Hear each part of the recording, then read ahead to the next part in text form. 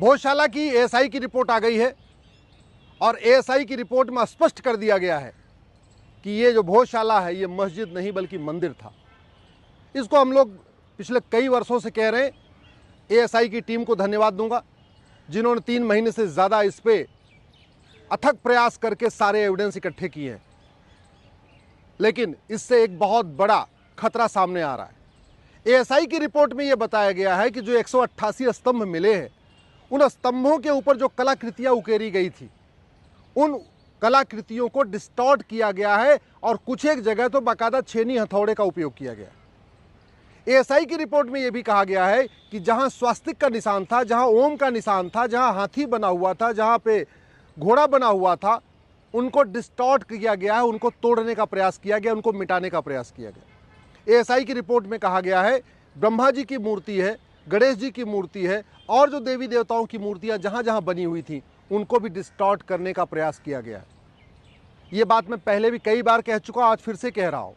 सरकार तत्काल उन सभी स्थानों को अपने कंट्रोल में ले जहां मंदिरों को तोड़ के मस्जिद बनाई गई है, क्योंकि जैसे भोजशाला में सारे सबूत मिटाने का प्रयास किया गया है, वैसे ही जौनपुर के अटाला में भी सबूत मिटाया जा रहा है, पांडुआ में भी सबूत मिटाया जा रहा है, भद्रकाली में भी सबूत मिटाया जा रहा है। भोजशाला में सबूत मिटाने का तो ऑलरेडी आपके पास एविडेंस आ चुका है, एएसआई ने बता दिया है।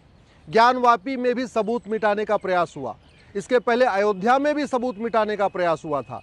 तो भारत में जहां जहां मंदिरों को तोड़ के मस्जिद बनाई गई है, अब वहां के लोग जो वहां जिनका कब्जा अवैध, उनको लगता है कल को एएसआई की जांच हो जाएगी, मामला कोर्ट में जाएगा। तो एक काम करो, सबसे पहले इनके एविडेंस मिटा दो। वहां पे लगातार या तो व्हाइट वॉश किया जा रहा है, पत्थरों को तोड़ा जा रहा है, जो देवी देवताओं की मूर्तियां उनको हटाया जा रहा है, जो ओम के निशान होते हैं, स्वास्तिक के निशान होते हैं और जो हिंदू संस्कृति में और जितने भी निशान होते हैं सबको डिस्ट्रॉय किया जा रहा है, ख़त्म किया जा रहा है। इसलिए तत्काल, चाहे वो जौनपुर का अटाला है या भद्रकाली है, भोजशाला है या भारत में ऐसे जितने भी स्थान हैं, उनको तत्काल सरकार अपने संरक्षण में ले ले और वहाँ से जो नमाज वगैरह चल रही है उसको बंद करने की ज़रूरत है। दूसरा, अंग्रेजी जो क्रिमिनल लॉ थे वो ख़त्म हो गए, तो अब जो क्रिमिनल केस हैं वो तो जल्दी जल्दी सुनवाई पे आएंगे, लेकिन सिविल केस यानी ज़मीन का केस या इस तरीके से जो मंदिर का विवाद है, मठ का विवाद है, इसमें कोई जल्दीबाजी नहीं होगी। क्यों? क्योंकि सिविल प्रोसीजर कोड 1908 वाला आज भी चल रहा है।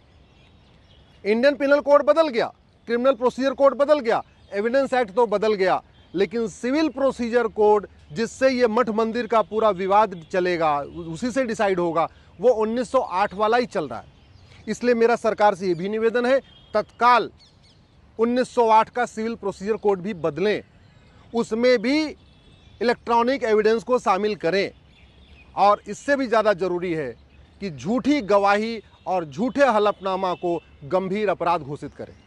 ये मुकदमा लंबा इसलिए चलेगा क्योंकि इसमें झूठी गवाहियां होंगी, जानते हुए, जो जानते हैं कि भोजशाला मंदिर पहले मंदिर था, जौनपुर में अटाला पहले मंदिर था, भद्रकाली अहमदाबाद में भद्रकाली पहले मंदिर था, या विदिशा का जो मंदिर है वो भी पहले मंदिर था, या आपके पांडुआ में पहले मंदिर था। सबको पता है, जिन लोगों ने अवैध कब्जा किया हुआ है और वहाँ पे नमाज पढ़ रहे हैं, उनको पता है कि ये पहले मंदिर था, इसको तोड़ा गया है, क्योंकि तोड़ने वालों ने खुद ही कहीं न कहीं लिखवाया हुआ है कि हाँ हमने तोड़वाया। इसके बावजूद जब मुकदमा चलेगा तो झूठी गवाही होगी, झूठा हलफनामा होगा, झूठे एविडेंस दिए जाएंगे, झूठे तर्क दिए जाएंगे। और वो क्यों दिए जाएंगे? क्योंकि झूठ बोलना गंभीर अपराध नहीं है। तो अगर हम चाहते हैं कि ये मुकदमे जल्दी जल्दी डिसाइड हों, और वो जल्दी डिसाइड करना इसलिए ज़रूरी है कि जल्दी शांति आ जाए। जब तक ये मुकदमा चलेगा district court, high court, supreme court में, तब तक शांति नहीं आएगी। मीडिया डिबेट होगी, रोज चर्चा होती रहेगी, तो कम्युनिटीज़ के बीच में अशांति फैली रहेगी। शांति आने का एक ही तरीका है, सबसे पहले जितने भी पूरे देश भर के इस तरीके के विवादित स्थान है, सरकार उनको कंट्रोल में कर ले। एक साथ सभी जगहों पे एएसआई का सर्वे करा के सारे एविडेंस इकट्ठा कर ले, क्योंकि पहले जितने बर्बाद हो गए, चलो वो तो बर्बाद हो गए, कम से कम जो बचे हुए प्रमाण हैं मंदिर के वो न बर्बाद हो पाए। इसलिए फटाफट सभी स्थानों का एएसआई का जांच कराना जरूरी है। तीसरा, 1908 का सिविल प्रोसीजर कोड बदलना जरूरी है। चौथा, झूठी गवाही, झूठा हलफनामा को गंभीर अपराध घोषित करना है, जिससे लोग झूठी गवाही न दें, झूठा हलफनामा दें। और पांचवा सबसे इंपॉर्टेंट है, नार्को पॉलीग्राफ ब्रेन मैपिंग भी अनिवार्य करना ज़रूरी है। आप जहां जहां अवैध कब्जा किया है, वहां पे जिन लोगों ने कब्जा किया उनको पकड़ के उनका narco polygraph brain mapping test कर लीजिए। वो खुद ही बता देंगे कि नहीं नहीं, हमने कब्जा किया हुआ है, ये तो पहले तोड़ा गया था, मुगलों के समय में तोड़ा गया था। लेकिन वैसे सच नहीं बोलेंगे। अब वो झूठ बोलते रहेंगे कोर्ट में और झूठी गवाही देते रहेंगे, झूठा हलफनामा देते रहेंगे, फिर तो मुकदमा लंबा चलेगा। और पांचवा सबसे इंपॉर्टेंट है, भारत में जस्टिस विद इन ईयर लागू किया जाए। जब तक सभी और क्षेत्रों में लागू हो रहा है चाहे नहीं हो रहा है, कम से कम जहां जहां ये मठ मंदिर के विवाद हैं, चाहे जौनपुर का अटाला है या भोजशाला है या भद्रकाली का है या पंडुआ का है, जहां जहां ऐसे केस चल रहे हैं, उनके लिए स्पेशल कोर्ट बनाना पड़ेगा। स्पेशल कोर्ट बना के ये कहना पड़ेगा आप इन विवादों का समाधान 1 साल में करिए।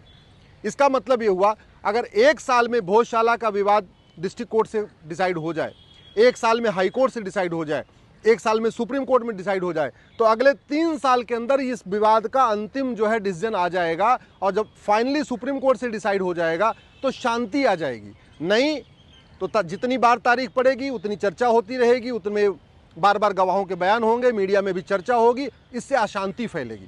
शांति लाने का एक ही तरीका है, कानूनों को बदला जाए।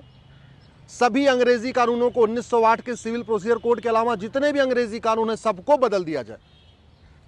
नार्को पॉलीग्राफ ब्रेन मैपिंग अनिवार्य कर दिया जाए, झूठ को गंभीर अपराध घोषित कर दिया जाए और स्पेशल कोर्ट बना के सारे मुकदमों का फैसला 1 साल में कराया जाए। जिससे कि, क्योंकि मुकदमा ऐसा नहीं कि भोजशाला का जो मुकदमा है वो केवल डिस्ट्रिक्ट कोर्ट से धार से खत्म हो जाएगा, नहीं, उसके बाद अपील होगी, इंदौर हाई कोर्ट जाएगा, फिर अपील होगी, सुप्रीम कोर्ट आएगा और कई बार तो ऐसा भी होगा कि हाई कोर्ट जाए। ऐसी ही और वीडियो को देखने के लिए चैनल को सब्सक्राइब कीजिए, वीडियो को लाइक कीजिए, कमेंट कीजिए और शेयर कीजिए। धन्यवाद।